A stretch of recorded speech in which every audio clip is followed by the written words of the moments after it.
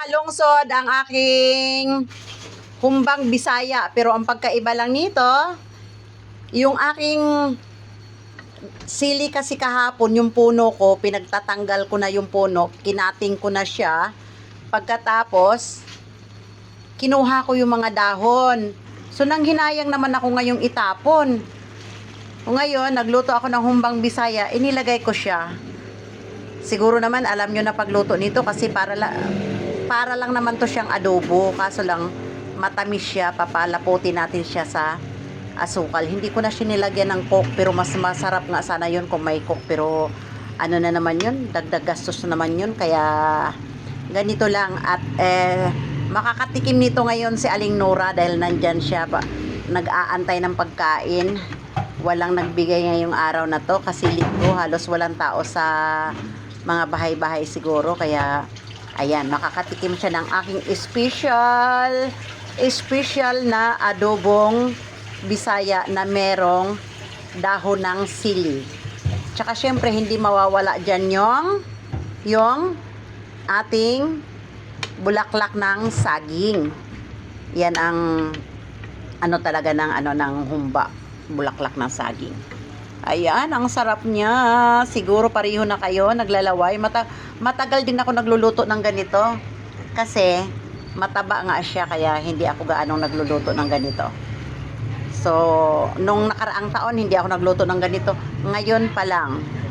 Kasi naisip ko nga yung aking sili. Una kong binili doon is pakpak ng manok, kasi sa part ng manok, maliban lang sa native lahat kinakain ko, pero kapag kayong mga tinitindang manok dyan sa palengke, pakpak lang talaga ang binibili ko. Walang pakpak dito, yung tindahan malapit dito sa amin.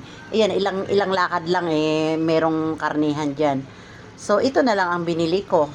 Wala na rin silang pata. Ang meron na lang doon liempo at saka ano na lang. So ito na lang binili ko. Sabi ko maghumba na lang ako at ilagay ko na lang doon yung aking dahon ng sili. Ayan, inubos ko talaga. Ilang puno to. Inubos ko talaga siya.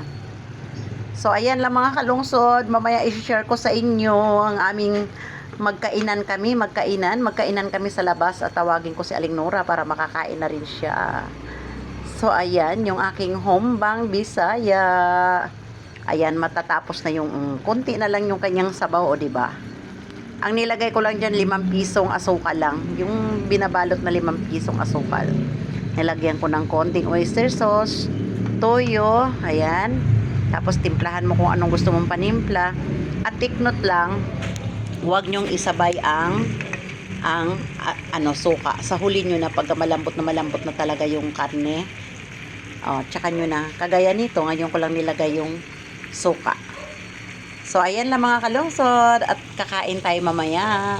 Ayan mga kalungsod, ready to eat na. 4 kami nitong kakain. Ako, si Rosie, at saka si Jean, at saka si Aling Nora.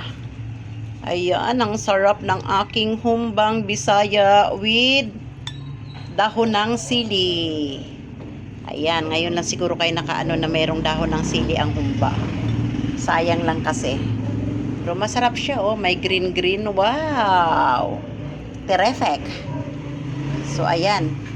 At kailangan budget yan pang 3 days. Para hindi na ako magluto-luto.